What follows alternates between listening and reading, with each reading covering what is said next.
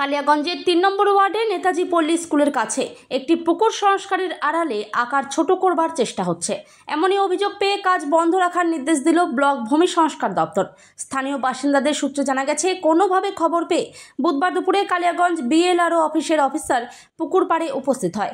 স্বচক্ষে সমস্ত কিছু দেখে পুকুর সংস্কারের কাজ বন্ধ রাখার নির্দেশ দিয়ে যায়। এই ঘটনার জেরে শোরগোল পড়ে যায় এলাকায়। পুকুর খনন হচ্ছিল, বালি মহন্ত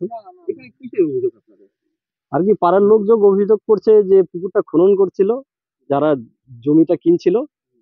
তো এখন পাড়ার লোকজনই হয়তো অবজেকশন করছে যে কেউ, সেজন্য বিএলআর অফিস থেকে লোক আসছিল, এসে বন্ধ করে দিয়ে গেল। বললো যে বিএলআর অফিসে দেখা করার কথা। এখন ওনারা গেল, ওই দেখা করে এসে তারপর যদি অফিসার পারমিশন দেয়, কাগজপত্র খতিয়ে দেখে তারপরে কাজ শুরু হবে। খনন করা হচ্ছে না কি করা হচ্ছে? খনন না বলে আর কি পুকুরটা মাটি ভরে ভরে আর কি ইয়ে হয়ে গেছিল, হ্যাঁ ভরাট হয়ে গেছিল। সেজন্য এটাকেই আর কি ডিপ করা হচ্ছে, মাটিটা পুকুরে মাটি উঠায় সাইডে পাড়েই দেওয়া হচ্ছে, মাটি টাটি ইত্যাদি কোনো কিছু বিক্রি হচ্ছে না। পুকুরটা তো আপাতত তো মাটি খোঁড়া হচ্ছে, বাইরে কোনো মাটিও যাচ্ছে না। এইবার হয়তো পাড়ার লোকজন অনেক লোক থাকে, সেই জন্যই অবজেকশন কমপ্লেন করছে।